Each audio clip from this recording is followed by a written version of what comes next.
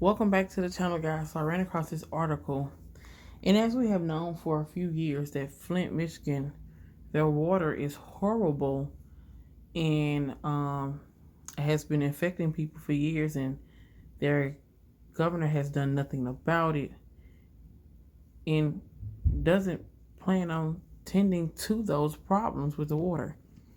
So today, I ran across an article that states a black town water is more poison than Flint's. In a white town nearby is clean. Let's move forward. Bobby Clay first realized something was wrong a few years ago. The water at her Benton Harbor, Michigan home had started coming out of tap looking bubbly and whitish. When she filled a glass with it, she could see matter floating around inside. I became very concerned. She recalled in a recent interview.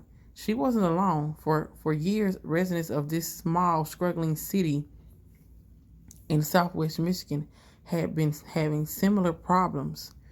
When Carmela Patton turned on her sink to make coffee, the water came out brown. That's disgusting. When Emma Kidner ran hers, it came out the color of tea, sizzling like Alka-Seltzer.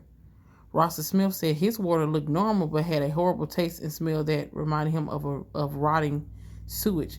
It's bad, man. He said it's real bad. Some immediately began buying bottled water and encouraging friends and family to do the same. Others will continue to use tap water for years and, in many cases, still do.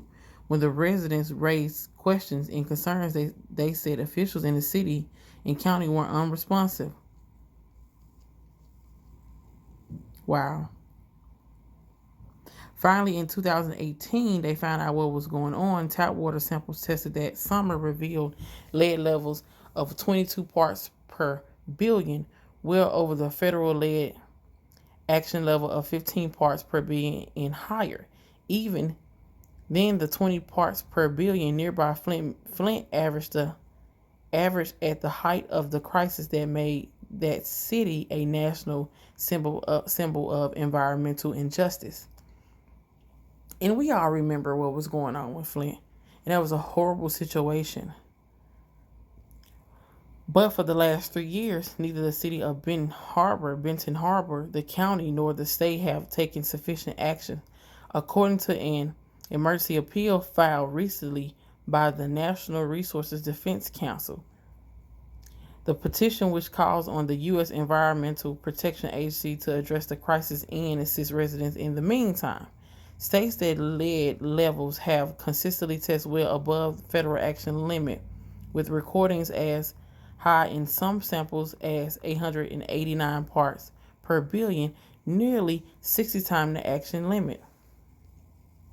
This is ridiculous.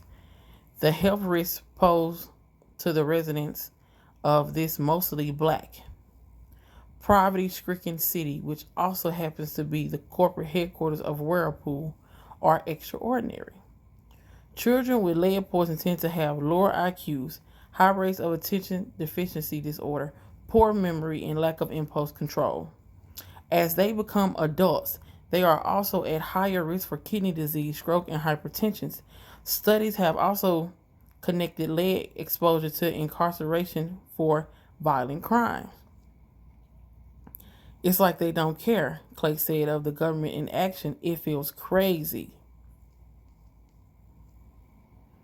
This is ridiculous, y'all.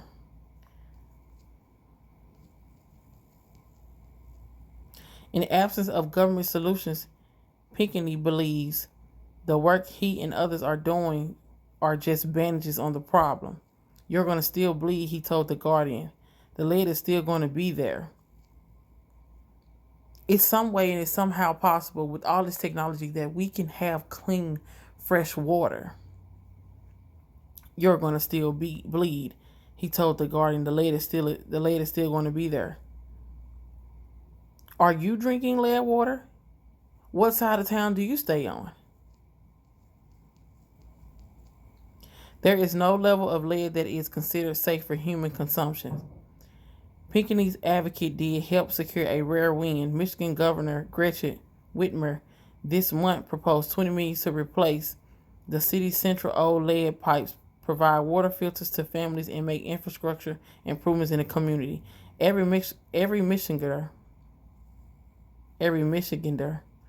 deserves access to safe drinking water. Whitmer said in a statement, every community deserves lead-free pipes. It sounds like they knew that those pipes were lead, and they knew what they were putting in the water going towards the black community. It's like they already knew.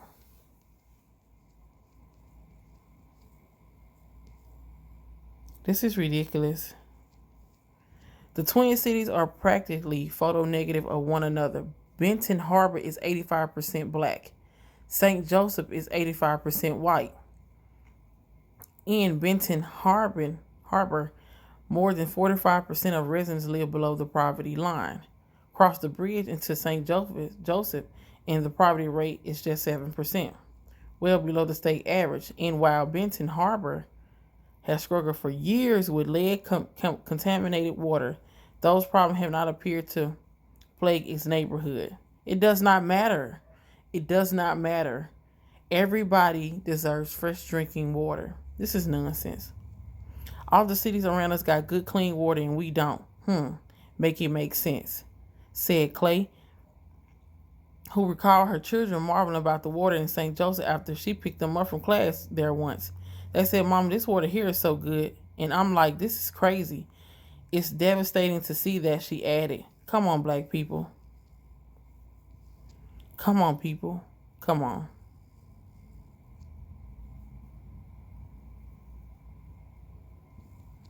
Mary Alice Adams, a Benton Harbor City Commissioner, says the water in the neighborhood in the neighboring St. Joseph's were contaminated. It will be cleaned up, and it will be getting done damn fast.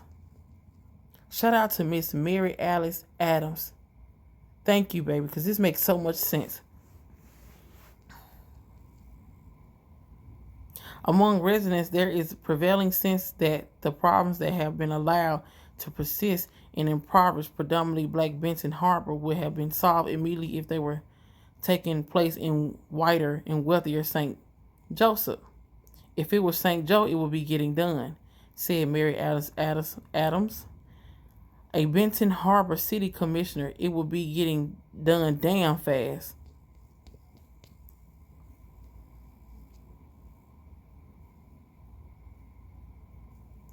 Like, subscribe, leave a review.